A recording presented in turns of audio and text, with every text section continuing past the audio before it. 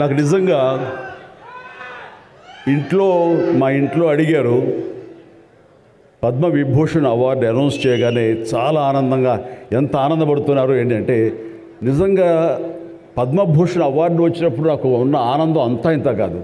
కానీ ఇన్నేళ్ల తర్వాత ఇప్పుడు ఈ పద్మవిభూషణ్ అవార్డు వచ్చినప్పుడు నిజంగా అంత ఉత్సాహం లేదు. ఏదో వచ్చింది, సంతోషం, గౌరవంగా స్వీకరించాలి, ఇదంతా ప్రజాభిమానం అని అనుకుంటూ ఉన్నాను.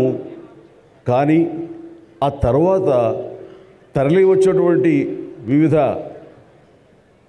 ప్రాంతాల నుంచి మనుషులు కానివ్వండి, వ్యక్తులు, అభిమానులు, సినిమా పరిశ్రమ నుంచి కానివ్వండి, రకరకాల అలా ఎంతోమంది రాజకీయ ప్రబుద్ధులు కానివ్వండి, అందరూ గత వారం రోజులుగా ఎడతెరిపి లేకుండా వాళ్ళు ప్రశంసలు కురిపిస్తున్నారంటే ఆ ఆనందం ద్విగుణీకృతమైంది. ఎంతో ఉద్వేగానికి ఎంతో ఇది అయ్యింది.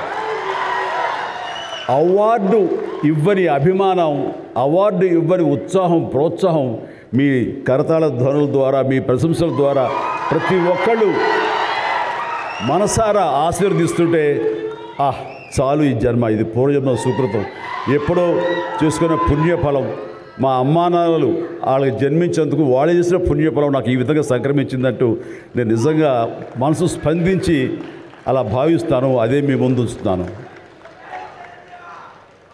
ఇక నాకు తెలిసి ప్రప్రథమంగా అవార్డులు అనౌన్స్ చేసిన వెంటనే ఒక ప్రభుత్వం స్పందించి వారికి ఈ రకంగా సన్మానం చెయ్యాలి అనే భావం రావటం అన్నది బహుశా ఎప్పుడు జరగలేదు.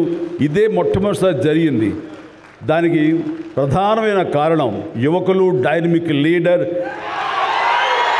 మన ముఖ్యమంత్రి రేవంత్ రెడ్డి గారు, అలాగే వాళ్ళ సహచర మంత్రి వర్యులు, వీళ్ళందరూ ఒక్కడిగా అనుకుని స్పందించిన మనసుతోటి మన వాళ్ళని మనం గౌరవించుకోకపోతే ఎలాగ గౌరవించుకోవాలి అంటూ అన్నది నిజంగా చెప్తాను. సభాముఖంగా వారికి నా హృదయపూర్వక ధన్యవాదాలు తెలియజేస్తాను. అంటే సన్మానాలకి ఇక్కడ నేను కానీ, మన వెంకయ్యనాయుడు గారు కానీ, ఇతర పద్మ అవార్డీస్ కానీ ఎవరు కొత్త ఏం కాదు. వాళ్ళు రకరకాలుగా విధాలుగా వాళ్ళు సన్మానించబడుతూ ఉంటారు. కానీ సరిగ్గా ఇలాంటి సమయంలో ప్రభుత్వం ముందుకు రావడం అన్నది వారు ఈ కళాకారులకి, కళలకి వారు ఇస్తున్న ప్రాముఖ్యతకి నిజంగా మనస్సు స్పందించి నేను నా అభినందనలు తెలియజేస్తున్నాను. ఇందులో భాగంగా నిన్న మొన్న ముఖ్యమంత్రి గారు అనౌన్స్ చేశారు, ఇక్కడ నంది అవార్డ్స్ అనేవి ఒకప్పుడు ఇస్తూ వచ్చాము. నంది అవార్డ్స్ అనేది తర్వాత అదేదో గత చరిత్రలాగా అయిపోయి మాకు అందరికీ చిన్న డిసప్పాయింట్మెంట్ ఉంది అటు ఇరు రాష్ట్రాల్లో కూడా.